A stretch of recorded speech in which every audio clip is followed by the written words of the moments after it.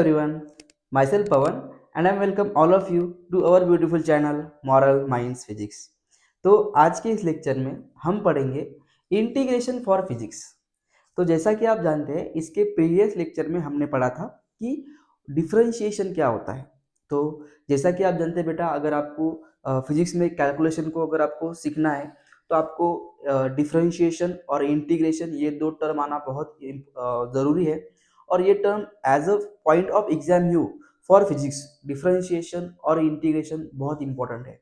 ये आपको इसका पोर्शन मैथमेटिक्स को में भी देखने को मिलेगा, बट आपको फिजिक्स के अगर डेरिवेशन एनालाइज करने हैं, अगर आपको फिजिक्स को अच्छी तरह से पढ़ना है, आपके कैलकुलेशन भी अगर आपके फास्ट करने हैं, तब उस केस में आपको डिफरेंशिएशन और इंटीग्रेशन बहुत हेल्प करता है। फिजिक्स में जो डेरिवेशन होते हैं उसमें मोस्टली डिफरेंशिएशन भी रहता है और इंटीग्रेशन भी रहता है। तो विदाउट डिफरेंशिएशन और विदाउट इंटीग्रेशन आप डेरिवेशन को उतना अच्छी तरीके से नहीं पढ़ सकोगे, पहली बात। दूसरी बात, इसमें इसके बेस पर आप जो न्यूमेरिकल्स होते हैं ये भी आपको न्यूमेरिकल्स सॉल्व करने में बहुत हेल्प करता है। तो as a point of exam you for physics integration is also the part of mathematics and is also the part of physics. अगर आप पीसीएम ग्रुप को है तब आपको जो फिजिक्स का इंटीग्रेशन है, डिफरेंशिएशन है, ये पढ़ने में बहुत मतलब आसानी हो जाएगी। बट अगर आप पीसीबी ग्रुप को है तब आपको थोड़ी बहुत दिक्कत आ सकती है, क्योंकि आपका मैथमेटिक्स ये सब्जेक्ट नहीं है, उसमें सिर्फ आपको फिजिक्स, केमिस्ट्री और बायोलॉजी पढ़नी है, राइट। तो फिजिक्स में आपको डिफरेंशिएशन और इंटीग्रेशन देखने को मिलेगा, तो उसके लिए इंटीग्रेशन बहुत इंपॉर्टेंट है। तो मैं आपको आज के लेक्चर का ब्रीफ देता हूँ कि आज हम क्या क्या देखने वाले हैं। आज हम शुरुआत करेंगे कि व्हाट इज इंटीग्रेशन। आपको शॉर्टकट में इंटीग्रेशन क्या होता है ये समझा दूंगा। उसके बाद हम देखेंगे कि इंटीग्रेशन के इंपॉर्टेंट फॉर्मूले जो आपको फिजिक्स में मोस्टली हेल्पफुल रहेंगे। उसके बाद हम देखेंगे बेटा कि लिमिट कैसे अप्लाई करते हैं। और लास्टली हम देखेंगे इंटीग्रेशन का most important rule, that is ILATE rule. ये रूल बहुत इंपॉर्टेंट है, इसके बेस पर आपको बहुत सारे क्वेश्चंस आएंगे जो आपको बहुत हेल्प करेंगे, ठीक है। इंटीग्रेशन का ILATE रूल ये इंटीग्रेशन बाय पार्ट्स में आता है। जो हमें इंटीग्रेशन बाय पार्ट्स पढ़ना है उसी में मैं आपको ILATE रूल समझा दूंगा। ओके, तो चलो बेटा शुरू करते हैं कि व्हाट इज इंटीग्रेशन। इंटीग्रेशन की हमें जरूरत क्या पड़ी। तो पहले मैं बेसिक से स्टार्ट करूंगा कि इंटीग्रेशन की हमें जरूरत क्यों पड़ी है। ओके, मान लो अपने पास एक ग्राफ है और बेट देखो बहुत सिंपल है, आपको ज़्यादा इस पर जोर लगाने की ज़रूरत नहीं है। जितना ये मतलब जितना आपको डिफिकल्ट लगता है ये उतना डिफिकल्ट है नहीं, बहुत सिंपल है। अगर आप इसके ऊपर फोकस दोगे तो आपको बहुत इजी जाएगा। ओके, बट अभी के लिए पूरा जो आपका फोकस है वो बोर्ड पे रहना चाहिए। अगर आपके मन में इधर उधर के थॉट्स आ रहे हो तो प्लीज़ उन थॉट्स को थोड़ी देर के लिए बाजू में रखो बेटा, और पूरा फोकस बोर्ड पे रखो और आराम से पढ़ो, रिलैक्स से पढ़ो, कोई गड़बड़ नहीं है हमें, ठीक है। मान लो अपने पास एक ग्राफ है, ओके, और उस पर ये फॉर एग्जांपल ऐसा कर्व है कुछ इस तरीके से, और आपको पूछा जाए कि बताओ ये जो कर्व है ये कर्व के अंडर का एरिया कितना है। तो ये तो किसी मैनर में नहीं है क्योंकि वो कर्व है, ठीक है, वो कोई फंक्शन थोड़ी ना है। तो आपको उस कर्व के अंडर जितना एरिया आता है वो एरिया आपको फाइंड करने को पूछा जाए। तो पहले ज़माने में बहुत दिक्कत आती थी कि ऐसे कर्व है तो इस कर्व के अंडर का एरिया हम कैसे फाइंड करें, राइट। तो उसके लिए सर आइजैक न्यूटन ने और लेबनीज सर ने एक थ्योरी निकाली। उन्होंने कहा कि आप क्या करो, अगर आपको कुछ ऐसा कर्व दिया जाए तो उस कर्व को कोई फंक्शन मानो, मतलब इक्लिप्स मानो, पैराबोला मानो, पहले उसको एक फंक्शन में आप उसको डिफाइन करो। जब वो ग्राफ या फिर जब वो कर्व किसी फंक्शन में डिफाइन होगा तब आप क्या करना, उसको पूरी तरीके से रेक्टेंगल से ऑक्यूपाई कर दो। मान लो अपने पास ये कुछ इस तरीके से अपन ने उसको रेक्टेंगल में भर दिया, ये एक रेक्टेंगल हो गया, ठीक है, ये दूसरा रेक्टेंगल हो गया, ये फिर से इस तरीके से तीसरा रेक्टेंगल हो गया, फिर से एक यहाँ पर हम ड्रॉ कर सकते हैं, ये फोर्थ रेक्टेंगल हो गया, राइट।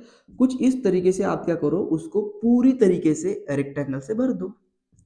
और जब आप उसको रेक्टेंगल से पूरी तरीके से ऑक्यूपाई हो जाएगा वो, तब आप क्या करना, उस हर एक रेक्टेंगल का एरिया फाइंड करना, राइट। तो जब आप उन हर एक रेक्टेंगल का एरिया फाइंड करोगे तब आप ऑटोमेटिक वो जो कर्व है उस कर्व का पूरा एरिया फाइंड कर सकोगे। ठीक है, ये यहाँ पे लिखता हूँ मैं, ठीक है। मान लो कुछ इस तरीके से। ओके, तो उन्होंने क्या किया, लेबनिज ने और न्यूटन ने हमें ये कहा कि आप क्या करो, उस कर्व को पूरी तरीके से रेक्टेंगल से भर दो, राइट। तो यहाँ पे अगर आपको कुछ गैप दिख रहा है, यहाँ पर भी आपको गैप दिख रहा है, यहाँ पर भी आपको गैप दिख रहा है, हर जगह पे आपको थोड़ा थोड़ा क्या दिख रहा है बेटा, गैप दिख रहा है, राइट। मैं अभी उसको एक्सप्लेन करूंगा, डोंट वरी। तो उसमें दिक्कत क्या, उस उन्होंने क्या कहा कि एक बार आप उसको पूरी तरीके से ऑक्यूपाई कर लो उस कर्व को, और उस कर्व में जितने भी रेक्टेंगल्स हैं, राइट, तो जितने भी रेक्टेंगल्स है आप सभी रेक्टेंगल्स का एरिया फाइंड कर दो, आपको ऑटोमेटिक वो कर्व का जो एरिया है वो ऑब्टेन हो जाएगा, ठीक है। बट ये जो थ्योरी उन्होंने प्रपोज की थी, इसमें ये सवाल आता है कि क्या सिर्फ एक दो ही रेक्टेंगल है क्या? नहीं, इस अंडर द कर्व, इस कर्व के अंडर में ढेर सारे इनफाइनाइट नंबर ऑफ रेक्टेंगल्स हम ऑक्यूपाई कर सकते हैं, हम ड्रॉ कर सकते हैं, राइट। तो अगर आपको हर एक रेक्टेंगल का एरिया फाइंड करना पड़ेगा और उनको ऐड करना पड़ेगा, तब ये तो अपने लिए बहुत डिफिकल्ट हो जाएगा। हालांकि उन्होंने इसके लिए एक इक्वेशन भी दिया था, बट वो बहुत लेंथी जा रहा था। तो फिर एक रायमन साइंटिस्ट आए, मैथमेटिशियन आए, उन्होंने क्या किया, उन्होंने इसके लिए एक शॉर्टकट टर्म निकाली। उन्होंने कहा जो न्यूटन और लेबनिज जो बोल रहे हैं वो सही बोल रहे हैं। अगर आपको किसी भी कर्व के अंडर का एरिया फाइंड करना है, तो पहले आपको उस ग्राफ को या फिर उस कर्व को फंक्शन समझना पड़ेगा। उसके बाद उसके अंडर जितने भी आपको रेक्टेंगल है सभी को बारी बारी से ड्रॉ करना पड़ेगा, और उनके एरिया की टोटल सम अगर आप फाइंड कर सकोगे, तब जाके आप उसका टोटल एरिया फाइंड कर सकते हो। बट उन्होंने क्या किया, उन्होंने एक फंक्शन दिया। उन्होंने कहा था कि limit and tends to zero, x naught plus या plus x naught plus h two, ऐसा उन्होंने कुछ दिया था। वो इतना डीप हमें नहीं पढ़ना, हम सिर्फ इंट्रोडक्शन पढ़ रहे हैं, ठीक है। अगर मुझे वक्त मिला तो आपको वो समझा दूंगा, ठीक है। तो रायमन ने क्या किया, रायमन ने कहा कि आप क्या करो, वो सब जो आप बोल रहे हो वो सब एकदम 101% एक्यूरेट है, बट उसको सॉल्व करने की जो मेथड है, मतलब जो जितने आपको रेक्टेंगल दिए गए हैं, वो इनफाइनाइट नंबर ऑफ रेक्टेंगल की प्लस जो है, वो आप इंटीग्रेशन को पुट करके या फिर इंटीग्रेशन को यूज करके सॉल्व कर सकते हो। इन शॉर्ट, रायमन ने क्या किया, ये जो सारे रेक्टेंगल्स के एरिया की सम हमें फाइंड करने के लिए एक नई टर्म दी, जिसे हम कहते हैं बेटा इंटीग्रेशन। तो with the help of integration we can find the total sum of area of the rectangles which is equivalent to the area under the curve. मतलब इंटीग्रेशन का यूज करके इस कर्व के अंडर में जितने भी रेक्टेंगल्स हैं, हम उन सभी रेक्टेंगल्स के एरिया की सम फाइंड कर सकते हैं, जो इस कर्व के अंडर जो एरिया है उसके बराबर है। तो इंटीग्रेशन का यूज क्या है, अगर आपको कोई कर्व दिया हो और उस कर्व के अंडर जो एरिया है वो पूछा गया हो, तब आप उसका इंटीग्रेशन का यूज करके उसका एरिया फाइंड कर सकते हो। इतना सिंपल है इंटीग्रेशन। तो सवाल ये है कि ये अगर इतना सिंपल है, तो हम फिजिक्स में क्यों पढ़ रहे हैं? तो इसको तो सिर्फ यहाँ तक ही लिमिट, या इसकी लिमिटेशन तो सिर्फ इस कर्व तक ही रहनी चाहिए थी। इसको हम क्यों यूटिलाइज कर रहे हैं?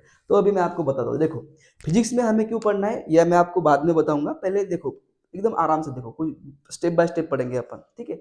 मान लो एक बिल्डिंग है, ठीक है। तो मतलब बहुत सारे ढेर सारी बिल्डिंग्स है, मतलब एक प्रोजेक्ट है। तो इंजीनियर क्या करते हैं, पहले उस प्रोजेक्ट का मिनी स्ट्रक्चर ड्रॉ करते हैं आर्किटेक्चर के साथ, और उस मिनी स्ट्रक्चर को स्टडी करके एग्जैक्टली वैसा का वैसा आपको स्ट्रक्चर देखने को मिलता है। तो यहाँ पे इंजीनियर ने क्या किया, बेटा, उस मिनी स्ट्रक्चर को स्टडी किया, उसके ऊपर इंटीग्रेशन अप्लाई किया, और उस मिनी स्ट्रक्चर को मद्देनजर रखते हुए उन्होंने क्या किया बेटा, उसको इंटीग्रेशन अप्लाई करके उसका पूरा का पूरा आर्किटेक्चर उन्होंने बहुत बड़ा एम्पायर खड़ा कर दिया।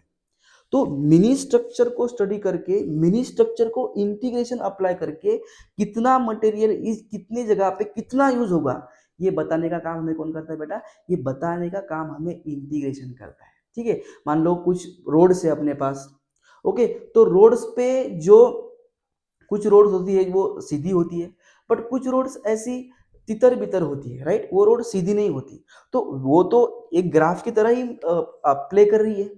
तो उस रोड को बनाने के लिए कितना मटेरियल लगेगा, कहाँ पे हम कितना मटेरियल यूज करेंगे, ये सब बताने का काम कौन करता है बेटा, इंटीग्रेशन करता है। इसके ढेर सारे यूज है, बट अभी हमें उतना एस्पेक्ट नहीं देखना है, क्योंकि मुझे आपको फॉर्मूलाज भी लिख के देने हैं, मुझे आपको प्रॉब्लम्स भी लिख के देने हैं, और इंटीग्रेशन बाय पार्ट्स भी पढ़ाना है, ठीक है। तो ये हो गई उसकी मोटी मोटी जानकारी। अब सवाल ये आता है कि हमें फिजिक्स में ये क्यों पढ़ना है, क्यों जरूरत पड़ी फिजिक्स में। तो इसके लिए मैं आपको सिंपल एक एग्जांपल देता हूँ। मान लो अपने पास एक बॉडी है, ये अपने पास बॉडी बी है, और इसके ऊपर नंबर ऑफ फोर्सेस अप्लाई हो रहे हैं, F1 force, F2 force, F3 force and so on, F4 force, right, F5 force and so on, ऐसे इसके ऊपर ढेर सारे Fn फोर्स लग रहे हैं। फॉर एग्जांपल मान लो इस पे ऊपर नंबर ऑफ फोर्सेस अप्लाई हो रहे हैं, तो इस पे एक थोड़ी फोर्स अप्लाई हो रहा है, इस पे नंबर ऑफ फोर्स अप्लाई हो रहे हैं। तो आपको मान लो किसी ने पूछा हो कि फॉर एग्जांपल हमें बताइए कि इस बॉडी के ऊपर जितने भी फोर्स लग रहे हैं उन सब फोर्स की हमें सम बताओ, तो आप क्या हर एक फोर्स को मेजर करोगे करके उसकी सम निकालोगे क्या, क्योंकि फोर्स तो एक नहीं है, नंबर ऑफ फोर्सेस है। तो इस केस में आपको क्या यूज करना पड़ेगा, इस केस में आपको इंटीग्रेशन अप्लाई करना पड़ेगा या फिर यूज करना पड़ेगा, जिसका साइन ये रहता है। बहुत सारे बच्चों को आता होगा इंटीग्रेशन का साइन, बट ये साइन जो है ये इंटीग्रेशन का साइन है, ठीक है। मान लो अपने पास कुछ कार्स है, मान लो अपने पास नंबर ऑफ कार्स है, ठीक है। तो नंबर ऑफ कार्स किसी पाथ पे किसी रोड पे मूव हो रही है, तो हर एक कार की वेलोसिटी अलग अलग है, और आपको पूछा जाए कि टोटल वेलोसिटी क्या है, सभी कार की जो वेलोसिटी है उसकी टोटल वेलोसिटी क्या है, तब आप हर एक कार की वेलोसिटी चेक करके उसको ऐड करोगे नहीं, क्योंकि कार तो अपने पास नंबर ऑफ कार्स है। तो इस केस में कौन यूज होता है, इस केस में इंटीग्रेशन यूज होता है, ठीक है। इसकी खोज रायमन ने की थी। हमारे इंडियन मैथमेटिशियन का भी इसमें बहुत सारा हाथ है बेटा, बट चीजें बाद में डेवलप हुई, इस पे न्यूटन ने भी काम किया, लेबनीज ने भी काम किया, रायमन ने भी काम किया, और आज की डेट में हमारी बहुत सारी चीजें इंटीग्रेशन चुटकियों में सॉल्व करता है, ठीक है। अभी यही हमें पढ़ना है कि इंटीग्रेशन फॉर फिजिक्स क्या होता है। तो पहले देखेंगे हम बेटा फॉर्मूलेज, जो मोस्ट इंपॉर्टेंट है, ठीक है। तो पहले अपन फॉर्मूले देखेंगे, उसके बाद मैं आपको फॉर्मूले समझाऊंगा, ओके।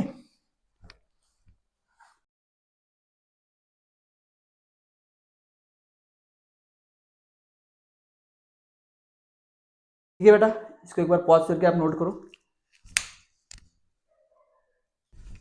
चलो हो गया, एक बार इसको पॉज करके करो और इसको नोट करो। मैं आपको बारी बारी में पहले फॉर्मूला समझाऊंगा, उसके बेस पर हम प्रॉब्लम देखेंगे, ओके। तो आई होप आपने उसको पॉज करके नोट किया होगा।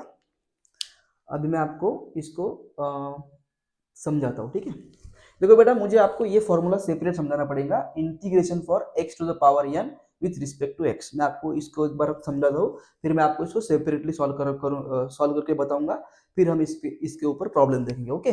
मोस्टली हमें यही यूज करना है, बहुत यूजफुल फॉर्मूला है, मोस्टली फिजिक्स में ये यूज होता है, ठीक है। बाकी के फॉर्मूलेज भी यूज होते हैं, बट इसका जो यूज है वो बहुत इंपॉर्टेंट है, तो मुझे आपको ये सेपरेटली पढ़ाना पड़ेगा, ठीक है। देखो अभी क्या है, first formula integration of x to the power n, इसको पढ़ते कैसे, इसको बोलते हैं integration of x to the power n with respect to x. तो यहाँ पर सेम वेरिएबल के साथ, सेम वेरिएबल है तो हम इसको इंटीग्रेट कर सकते हैं। तो अगर आपको कुछ ऐसा फॉर्मेट दिखता है जिसमें वेरिएबल का कुछ ना कुछ पावर है, where n is the integer, it can be 0, it can be -1, it can be +1, तो अगर आपको ऐसी कुछ अगर आपको कुछ ऐसा फॉर्मेट दिखता है जिसमें एक्स का कुछ पावर है और उसका इंटीग्रेशन है, तो आप क्या करना, उस वेरिएबल के पावर में 1 ऐड करो, और जो नंबर आएगा वही नंबर उसको डिवाइड करेगा। मतलब integration of x to the power n with respect to x is equal to x to the power n plus 1 upon n plus 1। तो integration of dx is equal to x, तो इसको dx बोलते हैं अपन। तो ये जो small increment है dx, इसका जो इंटीग्रेशन होता है वो x के बराबर होता है, क्योंकि चेंज इंटीग्रेशन को कैंसिल करता है, ठीक है। उसके अलावा है, सॉरी मैंने यहाँ पर dx लिखना, मैंने dx नहीं लिखा मैंने यहाँ पर, integration of exponential with respect to x, ठीक है। Integration of exponential that is e to the power x is equal to e to the power x, और integration of 1 upon x with respect to x is equal to log of mod of x। Similarly cos का integration sin x होता है, और sign का integration minus cos x होता है। यह दोनों आपको ऐसे ध्यान में रखने पड़ेंगे कि कॉस का इंटीग्रेशन साइन होता है, साइन का इंटीग्रेशन माइनस कॉस होता है। उसके अलावा सेक स्क्वायर एक्स का इंटीग्रेशन जो है वो tan एक्स के बराबर होता है, और कोसेक स्क्वायर एक्स का जो इंटीग्रेशन है माइनस कॉट एक्स होता है। सिमिलरली सेक एक्स और tan एक्स दोनों के प्रोडक्ट का जो इंटीग्रेशन है वो सेक एक्स के बराबर होता है, और cause integration of cosec x into cot x मतलब कोसेक एक्स और कॉट एक्स का जो मल्टीप्लीकेशन है वो माइनस कोसेक एक्स के बराबर होता है। ठीक है, ये इतने जो 10 फॉर्मूलाज है अपने इंटीग्रेशन के, ये मोस्ट इंपॉर्टेंट है, इसका आपको ज्यादातर यूज होता है। ठीक है, तो आई होप इन्होंने इस फॉर्मूलाज को आपने लिख लिया होगा, आपको ये थोड़े बहुत लर्न भी करने पड़ेंगे। ठीक है, अभी मैं इसको समझाऊंगा फर्स्ट फॉर्मूला को कि x to the power n क्या है। उसके बाद हम क्या देखेंगे बेटा, उसके रिलेटेड हम कुछ प्रॉब्लम्स देखेंगे, ठीक है, जो आपकी बहुत हेल्प करेंगे। So what is the formula that is x to the power n।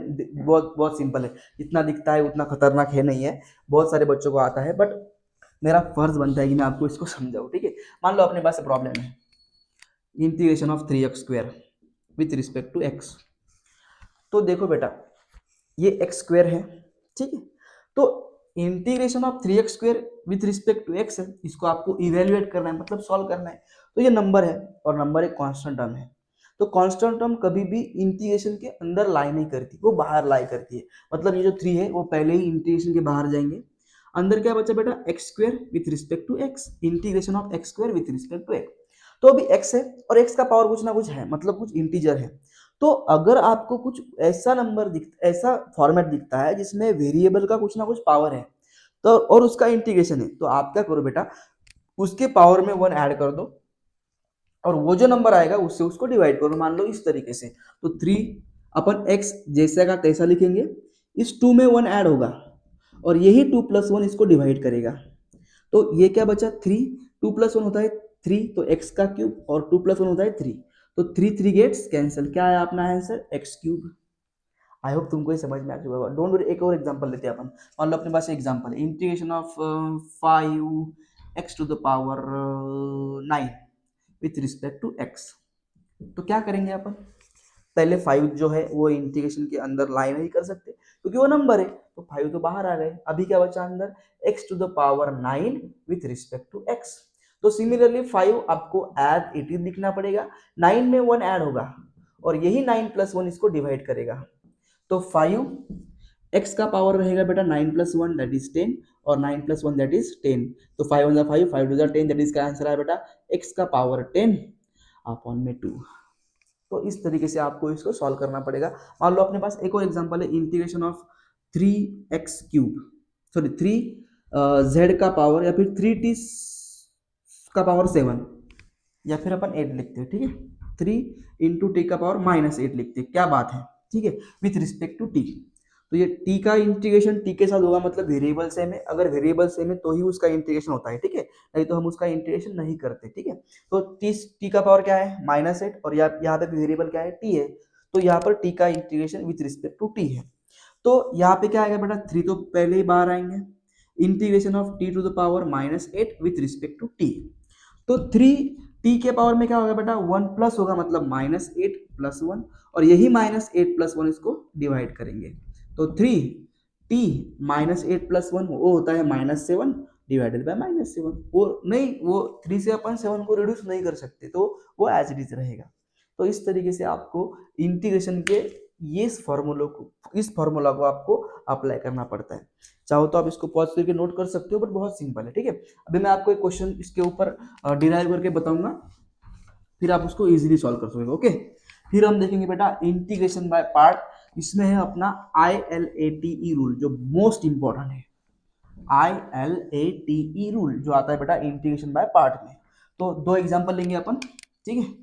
तो एग्जांपल है अपने पास, अभी ये एग्जांपल है अपने पास, मान लो इवेल्युएट करो इसको, इवेल्युएट, व्हाट इज इवेल्युएट, तो अपने को इवेल्युएट करना है। मान लो ये एग्जांपल है, evaluate 5x4 plus 3x² -22 into dx। ठीक है, ये अपने पास फंक्शन है। ये फंक्शन है बेटा integration of 5x to the power 4 plus 3x square minus 22 with respect to x। तो आपको इसको इवेल्युएट करना है, मतलब इंटीग्रेट करना है। तो इसमें आप क्या करोगे, हर एक फंक्शन को सेपरेट सेपरेट इंटीग्रेशन अप्लाई करोगे। मतलब आप इसको भी इंटीग्रेशन अप्लाई करोगे, इसे भी इंटीग्रेशन अप्लाई करोगे और इसे भी इंटीग्रेशन अप्लाई करोगे, ठीक है। तो चलो सब सेपरेटली सभी को इंटीग्रेशन अप्लाई करते हैं। तो इसको अपन अगर इवेल्युएट करेंगे तो कुछ इस तरीके से आएगा, integration of 5x to the power 4 with respect to x plus integration of 3x square with respect to x minus integration of 22 with respect to x। तो 5 तो इंटीग्रेशन के बाहर आएंगे, अंदर क्या बचा x to the power 4 with respect to x plus 3 तो integration के बाहर आ गए, अंदर क्या बचा x टू द पावर 2 या फिर x square with respect to x minus 22 अंदर बचा बेटा dx, ठीक है। तो x टू द पावर 4 जो है, x टू द पावर 4 का कौन सा फॉर्मेट है, x to the power n plus 1। तो इसमें 4x में जो इसका पावर जो 4 है उसमें अपन 1 ऐड करेंगे और यही 4 प्लस 1 इसको डिवाइड करेगा। सिमिलरली 3x के स्क्वायर में 1 ऐड होगा और ये 2 प्लस 1 इसको डिवाइड करेगा। सिमिलरली माइनस 22, ये तो d इंटू एक्स है, मतलब इसका इंटीग्रेशन क्या आता है, x आता है। तो 4 प्लस 1 हो जाएगा 5, तो 5 into x to the power 5 plus 3 into x cube upon में 3 minus 22x। 3 divided by 5, 5 gets cancel. क्या बचा बेटा अपने पास, x to the power 5 plus it is implies that, ठीक है, x3, ये तो 3 मर गए, ठीक है, x का पावर 3 और माइनस 22x। तो ये हो गया अपना इसका सॉल्यूशन, ठीक है। मान लो हमें x की वैल्यू दी गई है, solve for x is equal to -1। x की वैल्यू कितनी है, -1। तो कुछ नहीं, जहाँ पे अपने को x दिखता है वहां पर अपन -1 पुट करेंगे। तो x का पावर 5 मतलब -1 का पावर 5 है, प्लस x का पावर 3 है मतलब -1 का पावर 3 है, और -22 मल्टीप्लाई बाय x मतलब -22 मल्टीप्लाई -1। -1 का पावर आता है 5, तो ये आ जाएगा -1। ये -1 का पावर 3 है, तो ये भी हो जाएगा -1 क्योंकि उसका पावर ऑड है। -22 इंटू -1 दैट इज +22। तो -1 -2 प्लस 22 दैट इज 20। तो अपना आंसर क्या है बेटा, 20। तो आई होप तुम्हें ये चीजें जरा जरा समझ में आ चुकी होगी। चाहो तो आप इसको पॉज करके नोट कर सकते हो। चलो बेटा हो गया, ठीक है। एक और एग्जांपल कवर करेंगे हम इसके रिलेट में, फिर मैं आपको इंटीग्रेशन का पार्ट पढ़ा दूंगा, ओके। उसके बाद आप उसमें प्रो हो जाओगे, फिर आपको इंटीग्रेशन में कोई भी दिक्कत नहीं आएगी, एकदम प्रो खिलाड़ी हो जाओगे आप। इंटीग्रेशन में आपको कोई भी डिफिकल्टीज नहीं आएगी, ठीक है। जिन बच्चों को एग्जाम्पल आते हैं आप क्या करो बेटा, मेरे साथ सॉल्व करो या फिर पॉज करके खुद से सॉल्व करो, और जिनको नहीं आते वो मेरे साथ सॉल्व करो, ठीक है। मान लो अपने पास एक और प्रॉब्लम है, मान लो अपने पास ये प्रॉब्लम है, ठीक है। इवेल्युएट करना है आपको integration of 3 sin x minus 2 sec square x with respect to x, ठीक है। ये आपको इवेल्युएट करना है for x is equal to 30 degree. मान लो अपने x की वैल्यू क्या है, 30 डिग्री है, तो आपको अभी इसको इवेल्युएट करना है। तो इसको आप कैसे इवेल्युएट करेंगे, पहले आप इसको इंटीग्रेशन अप्लाई करोगे, उसके बाद आप इसको इवेल्युएट करेंगे, ठीक है। तो अपने पास पहले इसको सेपरेट सेपरेट अपन इंटीग्रेशन अप्लाई करेंगे। तो ये है अपने पास integration of 3 sin x with respect to x, फिर अपने पास integration of 2 sec square x with respect to x, right. अभी मैं इसको बाउंड्री लाइन खींचता हूँ ताकि अपने को स्पेस मिले, ठीक है, ठीक है। अभी अपने को क्या करना पड़ेगा, इसको सेपरेट इंटीग्रेशन तो आपने अप्लाई किया, अभी इसको अप्लाई किया। तो ये जो 3 है वो तो इंटीग्रेशन के अंदर लाई नहीं करते, वो बाहर आएंगे, ठीक है। ये होगा 3 integration of sine x with respect to x, ये 2 बाहर आएंगे, अंदर क्या बचा बेटा, sec square x with respect to x। तो साइन x का इंटीग्रेशन क्या होता है, माइनस कॉस एक्स, तो ये आएगा 3 इंटू माइनस कॉस एक्स, या फिर -3 कॉस एक्स भी हम लिख सकते हैं। -2 सेक स्क्वेयर का इंटीग्रेशन होता है बेटा tan x, तो यहाँ पर अपन लिखेंगे tan x, ठीक है। तो अभी ये पूरी तरीके से सॉल्व हो चुका है। अभी इसके बाद ये जो पूरी तरीके से सॉल्व हुआ, तब हम इसके ऊपर इसके अंदर x की वैल्यू पुट करेंगे। तो x की वैल्यू कितनी है 30, तो जहां पे आपको x दिखेगा आप कौन सी वैल्यू पुट करोगे, आप उसमें 30 डिग्री की वैल्यू पुट करोगे। तो ये आ गया अपना -3 इंटू कॉस 30 -2 इंटू tan 30, ठीक है। तो 3 कॉस 30 की वैल्यू कितनी होती है √3/2, राइट। और -2 tan 30 की वैल्यू कितनी होती है बेटा, वो होती है मल्टीप्लाई बाय 1/√3। तो यहाँ पर अपना आंसर आया, इधर इक्वल लिखते हैं अपने यहाँ, तो इम्प्लाइज दैट करते हैं, ठीक है।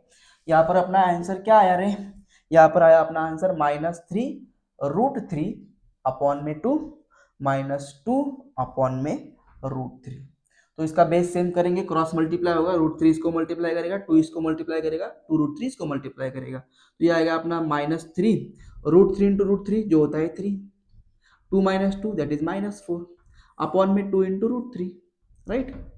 तो 3 इंटू 3 -9 -4 अपॉन में 2√3, -9 -4 वो होता है -13 अपॉन में 2√3। This is our final answer. आप चाहो तो इसको रैशनलाइज भी कर सकते हैं, मतलब आपको 2√3 से न्यूमरेटर को मल्टीप्लाई करना पड़ेगा और 2√3 से डिनोमिनेटर को मल्टीप्लाई करना पड़ेगा। तो वो आएगा अपना after rationalising -13 multiply by 2√3 upon 2√3 multiply by 2√3। तो 13 इंटू 2 26 दैट इज -26√3 और 2 इंटू 2 4 √3 इंटू √3 3, तो 4 इंटू 3 दैट इज 12, ठीक है। इसको अपन रिड्यूस भी कर सकते हैं, तो ये आ जाएगा अपना, ये हो गया अपने 13, ये हो गया अपने 6, तो -13√3 divided by 6, this is our final answer. तो कुछ क्वेश्चंस इस तरीके से भी आते हैं, बस आपको कैलकुलेशन आना चाहिए। देखो बेटा, इसमें मैंने सिर्फ मल्टीप्लिकेशन किया, जो भी अपने बेसिक रूल थे प्रीवियस स्टैंडर्ड के, मतलब 10 स्टैंडर्ड के थे, आपको रैशनलाइजिंग करना 10 स्टैंडर्ड में पढ़ाया हुआ है। जो आपने ट्रिग्नोमेट्री जिन बच्चों ने देखी है उसमें आपको ये स्टेप दी गई है, ठीक है। तो ये इतना मतलब इतना डिफिकल्ट नहीं है, बहुत आसान है, ठीक है। अगर आपको वो कंसेप्ट क्लियर है तो आप इसको इजीली सॉल्व कर सकते हो, ओके। और ये एग्जाम्पल भी इसी तरीके से मुझे आपको बताना पड़ेगा, क्यों, क्योंकि इसके ऊपर आपको और भी क्वेरीज आएंगी। अगर आपका ये बेसिक क्लियर है तो आपको उन क्वेरीज को उतना ज्यादा फेस करने की जरूरत नहीं पड़ेगी। तो आई होप आपने इसको सॉल्व किया होगा खुद से, अगर नहीं किया हो तो एक बार इसको पॉज करो और नोट करो, ओके। चलो, अभी आज के लेक्चर का लास्ट बट नॉट लीस्ट वो टॉपिक है अपना इंटीग्रेशन बाय पार्ट्स। इसमें आपको एक रूल दिया जाता है, वो है ILATE रूल। और इंटीग्रेशन बाय पार्ट्स को पढ़ने की पहले मैं आपको ILATE रूल समझाता हूँ। तो ILATE रूल का फुल फॉर्म होता है बेटा इनवर्स। I मतलब इनवर्स, L मतलब लॉगरिदमिक, A मतलब अलजेब्रिक, T मतलब ट्रिग्नोमेट्रिक और E मतलब एक्सपोनेंशियल। तो ILATE रूल क्या कहता है, अगर आपको इंटीग्रेशन बाय पार्ट्स दिया हो, इंटीग्रेशन बाय पार्ट्स मतलब क्या, इसमें दो फंक्शंस होते हैं और उन दो फंक्शंस का जो वेरिएबल है वो सेम रहता है और उन दो फंक्शंस का रहता है बेटा प्रोडक्ट। तो जब आपको दो फंक्शन दिए गए हो, मान लो x² है और दूसरा log x है, इन दोनों का मल्टीप्लीकेशन है और उसका इंटीग्रेशन है, तब आप उसको एक रूल अप्लाई करते हैं। मैं आपको बाद में वो रूल इसके बाद में आपको बताऊंगा। तो वो रूल कहता है, उस रूल को यूज करके आप उन दो फंक्शन का जो प्रोडक्ट है उसका भी इंटीग्रेशन फाइंड कर सकते हैं। अभी आप पढ़ोगे वो रूल, मैं आपको बताऊंगा, डोंट वरी। बट उस रूल को पढ़ने से पहले आपको ILATE रूल आना बहुत जरूरी है। ILATE रूल क्या है बच्चा, ILATE रूल कहता है कि जो दो फंक्शन है, जो डिफरेंशिएशन में तो हम directly first function second function consider कर सकते हैं, बट इंटीग्रेशन में वैसा नहीं है। इंटीग्रेशन में आपको पहले फर्स्ट फंक्शन समझना पड़ेगा कौन सा है, सेकंड फंक्शन समझना पड़ेगा कौन सा है। तो अगर आपको फर्स्ट फंक्शन और सेकंड फंक्शन डिसाइड करना है तो उसके लिए एक रूल है जो कहता है ILATE रूल। तो ILATE रूल का मतलब क्या है, I मतलब इनवर्स। अगर दो फंक्शन में से एक फंक्शन इनवर्स है, ओके, दो फंक्शन में से एक फंक्शन अगर इनवर्स है तो पहले वो फंक्शन होगा। तो कुछ बच्चों के मन में ऐसा भी आ सकता है कि सर अगर दोनों भी इनवर्स हुए तो दोनों भी इनवर्स हुए तो उनका मल्टीप्लिकेशन हो सकता है, राइट। तो वो दोनों का मल्टीप्लिकेशन होकर एक ही फंक्शन बचेगा। अपने दिमाग में ऐसा ऐसा विचार मत लाओ कि अगर दोनों भी इनवर्स रहे तो रहेंगे तो उनका मल्टीप्लिकेशन हो जाएगा ना। मतलब x का पावर -3 है, राइट, और x का पावर -4 है, तो इसका मल्टीप्लिकेशन क्या आता है, x का पावर -7। तो माइनस एक्स का पावर -3 और x का पावर -4 मिला के तो x का पावर -7 बचा ना बेटा। तो वो दो फंक्शन नहीं, वो एक ही फंक्शन है, बट उसको अपने स्प्लिट किया। तो ये वो केस नहीं है। ये केस क्या कहती है, अगर दो अलग अलग फंक्शन है और उनका मल्टीप्लिकेशन है, बट कंडीशन क्या है, उनका वेरिएबल सेम होना चाहिए। क्योंकि अगर वेरिएबल अलग है और जो तुम इंटीग्रेशन कर रहे हैं, मतलब मान लो अपने पास 3x इंटू 3y है और तुम इसका इंटीग्रेशन कर रहे हो विथ रिस्पेक्ट टू x, तो 3y तो कांस्टेंट रहेगा, वो इंटीग्रेशन के बाहर आएगा। तो इसका इंटीग्रेशन हो जाएगा 3y, इंटीग्रेशन के अंदर बचेगा 3x into dx, right. I hope तुम्हें चीजें समझ में आ रही होगी। ओके, तो फर्स्ट फंक्शन और सेकंड फंक्शन आपको डिसाइड करने के लिए ILAT रूल दिया गया है। तो ILAT रूल क्या कहता है कि अगर आपको दो फंक्शन में से एक फंक्शन अगर इनवर्स दिखे तो आंख मूंद कर आप उसको फर्स्ट फंक्शन समझ लो इनवर्स को। अगर इनवर्स नहीं है, लॉग है, और दूसरा कोई है जो इनवर्स नहीं है, तो उसमें अगर आपको लॉग दिखे तो लॉग को पहला फंक्शन समझो। अगर ये दोनों नहीं है और अलजेब्रिक है सीरीज वाइज, तो अलजेब्रिक को आप फर्स्ट फंक्शन चुनोगे। और अगर अलजेब्रिक नहीं है, सिर्फ ट्रिग्नोमेट्रिक और एक्सपोनेंशियल है, तब आप ट्रिग्नोमेट्रिक को फर्स्ट फंक्शन समझोगे। ये कहता है हमें ILATE रूल। पॉज करके नोट कीजिएगा। अभी मैं आपको बताऊंगा कि ILATE रूल के अलावा इंटीग्रेशन बाय पार्ट्स क्या है, ठीक है। तो आई होप आपने इसको पॉज करके नोट किया होगा। अभी मैं आपको बता दूं कि इंटीग्रेशन बाय पार्ट्स क्या है। तो इंटीग्रेशन बाय पार्ट्स का आपको मीनिंग अभी समझ में आ चुका होगा। बहुत सिंपल मीनिंग है, कुछ इसमें आपको ज्यादा आपको दिमाग में जोर लगाने की जरूरत नहीं है। मान लो अपने पास दो फंक्शन है, पहला है u, दूसरा है v। दोनों का वेरिएबल सेम है, उनका प्रोडक्ट है और उसका इंटीग्रेशन है। तो ये होता है बेटा, ये कंडीशन होती है इंटीग्रेशन बाय पार्ट्स की। तो वो क्या कहता है कि first function as it is लिखो, first function into integration of second function, second function का इंटीग्रेशन करो, ठीक है, माइनस करो। क्या करना है अपने को, माइनस भी करना है, फिर इंटीग्रेशन करो। क्या करना है, इंटीग्रेशन, और उस इंटीग्रेशन में एक स्क्वायर ब्रैकेट करो, उसमें फर्स्ट फंक्शन का डेरिवेशन करो, उस ब्रैकेट को क्लोज करो, मल्टीप्लाई बाय सेकंड फंक्शन का इंटीग्रेशन करो, और इसको पूरा ब्रैकेट करके बाहर विथ रिस्पेक्ट टू x करो। आराम से पढ़ो, कोई जल्दबाजी नहीं है, मैं हूँ यहाँ पे, डोंट वरी। बहुत सिंपल है, जितना दिखता है वो कहता है ना, एक पिक्चर में वो डायलॉग है, मैं सिर्फ आदमी दिखने को खतरनाक हूँ पर हूँ नहीं, वैसा ही है ये, दिखने को खतरनाक है बट है नहीं। बहुत सिंपल है। क्या करना है बेटा आपने को, मैं सिर्फ एज अ मतलब मतलब थोड़ी थोड़ी बहुत आपको बोरिंग ना हो जाए, इसलिए ये बातें कर रहा हूँ, ठीक है। मान लो अपने पास एक फंक्शन है u और एक फंक्शन है v। तो मान लो अपना फर्स्ट फंक्शन आया ये u अकॉर्डिंग टू रूल, और ये v आया अपना सेकंड फंक्शन, ठीक है। तो अगर ऐसे अपने पास दो फंक्शन है, डोंट वरी, मैं प्रॉब्लम्स कवर करूंगा, उसके उसी प्रॉब्लम पे आपका सब क्लियर हो जाएगा, डोंट वरी। तो क्या करना है अपने को, अगर दो फंक्शन दिए हैं, उनका इंटीग्रेशन है, उनका प्रोडक्ट है, तो आप क्या करोगे बेटा, first function as it is लिखना, मल्टीप्लाई बाय सेकंड फंक्शन का इंटीग्रेशन करना, माइनस करना, इंटीग्रेशन करना, फर्स्ट फंक्शन का डेरिवेशन करना, और मल्टीप्लाई बाय सेकंड फंक्शन का इंटीग्रेशन करना। मतलब क्या, first function into integration of second function. If the in the integration by parts, the case is that integration of u and product of v with respect to x, it says that first function into integration of second function minus integration of derivation of first function into integration of second function, that's all. मान लो अपने पास example है, मैं आपको यहीं पे उस एग्जांपल, इसके बिहाफ पे मैं आपको वो एग्जांपल कवर करके बताता हूँ, ठीक है। मान लो अपने पास एग्जांपल है integration of x square into log x with respect to x, ठीक है। ये हो गई अपनी बाउंड्री अभी, ठीक है। बाउंड्री थोड़ी सी मुझे क्लियर लिखनी पड़ेगी।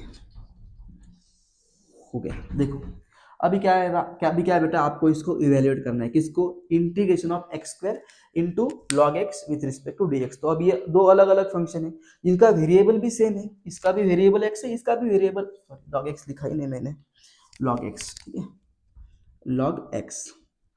तो इसका भी वेरिएबल एक्स है, इसका भी वेरिएबल एक्स है। अभी इसको आपको इवेल्युएट करना है। ये तो प्रोडक्ट में आया, तो ये तो इंटीग्रेशन बाय पार्ट्स आया। अब क्या होगा, अब आप क्या करोगे, आप लिखोगे first function into integration of second function. तो लिखो बेटा फर्स्ट फंक्शन, क्या कौन सा रूल कहता है फर्स्ट फंक्शन है और सेकंड फंक्शन है, कौन सा रूल है?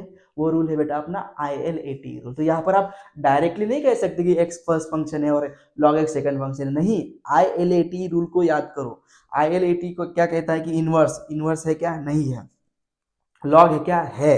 अलजेब्रिक है क्या? है। तो जो लॉग है वो अलजेब्रिक से फर्स्ट आता है ILAT रूल में, तो ये लॉगरिथमिक जो है वो फर्स्ट फंक्शन रहेगा और ये अपना सेकंड फंक्शन रहेगा। तो कुछ नहीं, फर्स्ट फंक्शन मतलब क्या? लॉग आप एज इट इज लिखोगे, लॉग एक्स, ठीक है, into integration of second function मतलब क्या? एक्स स्क्वायर का इंटीग्रेशन होगा विथ रिस्पेक्ट टू एक्स ही होगा, minus integration of derivation of log x रहेगा, ठीक है, derivation of log x into integration of second function मतलब एक्स स्क्वायर का आपको फिर से इंटीग्रेशन करना पड़ेगा विथ रिस्पेक्ट टू एक्स। तो लॉग एक्स तो आ गया भैया as it is. X square का इंटीग्रेशन सभी बच्चों को आता है 2 + 1 दैट इज 3 और ये 3 इसको डिवाइड करेगा। वेरी गुड बेटा। लॉग एक्स का डेरिवेशन होता है 1/x इंटू एक्स स्क्वायर का डेरिवेशन होता है x³ अपॉन में 3। तो x से 3 में से x स्क्वायर मर गया, x स्क्वायर बचा, ठीक है, विथ रिस्पेक्ट टू dx लिखना अपन भूल गए। ओके, देखो log x into x square by 3 को अपन लिख सकते हैं 1/3 into log x into x³, ठीक है, minus integration of x square upon में 3। इसको मैं यहाँ पे लिख रहा हूँ, ठीक है। तो ये हो गया अपना 1/3 लॉग एक्स का cube, log x into x का cube, sorry, log x into x का क्यूब माइनस ये 1/3 इंटीग्रेशन के बाहर आ गए, अंदर क्या बचा? x³ एक्स स्क्वायर बचा। तो इसका इंटीग्रेशन क्या आता है? इसका इंटीग्रेशन आता है x³ अपॉन में 3। तो 1/3 लॉग एक्स एक्स का cube minus 1/3 into x³ upon में 3, राइट। तो 3 इंटू 3 होता है 9। तो ये 1 लॉग एक्स इंटू एक्स का क्यूब माइनस एक्स का क्यूब अपॉन में 9 अपॉन में 3, राइट। तो इसको आप फर्दर भी सॉल्व कर सकते हो। x³ यहाँ पर भी है, x³ यहाँ पर भी है, 3 यहाँ पर भी है, 9 यहाँ पर भी है, तो 1/3 टर्म और x³ कॉमन आ सकता है। तो अगर आप इसको फर्दर सॉल्व करो तो वो आएगा x³ अपॉन में 3 into log x minus 1/3। This is our integration. Okay, this is our simple सा इंटीग्रेशन है। तो इस तरीके से आपको इसी रूल का यूज करके ऐसे क्वेश्चंस को फॉलो करना है जिसको जो आपकी बहुत हेल्प करेंगे, ठीक है। इसको आप एक बार पॉज करके नोट करेंगे। चलो हो गया। तो बेटा आज हमने इंटीग्रेशन बेसिक से लेकर स्टैंडर्ड तक पढ़ा। यही होता है फिजिक्स में इंटीग्रेशन, बहुत सिंपल होता है। इसमें आपको ज़्यादा कुछ लोड लेने की ज़रूरत नहीं है, बहुत सिंपल सिंपल टॉपिक्स है। बट क्या है बेटा, ये जो है ये प्रोसीजर है, ये जो मैंने आपको बताया, ये फॉर्मूलाज है, ये सब मैंने आपको प्रोसीजर बताई है। ये प्रोसीजर आपको फॉलो करनी पड़ेगी, ठीक है। अगर आप ये प्रोसीजर नहीं फॉलो करते तो फिर आपको थोड़ी बहुत दिक्कत होती है। ये सब चीज़ें जो है आपको प्रोसीजर फॉलो करने को बताती है, ठीक है। और आपको न्यूमेरिकल्स में आपको 90% प्रोसीजर ही फॉलो करनी पड़ती है। फॉर्मूला रहता है, उसमें आपको वैल्यू पुट करनी पड़ती है और इस तरीके से आपको कैलकुलेशन करने पड़ते हैं, ठीक है। तो आई होप आपने सेशन को एंजॉय किया होगा। और आज के लिए मैंने आपको बेसिक से लेकर स्टैंडर्ड तक जितनी भी इसेंशियल चीज़ें होती है इंटीग्रेशन में, इंटीग्रेशन की फिजिक्स में, वो आई होप आपकी क्लियर हो चुकी होगी। तो आज के लिए बस इतना ही था बेटा। Thanks for watching guys and always stay blessed.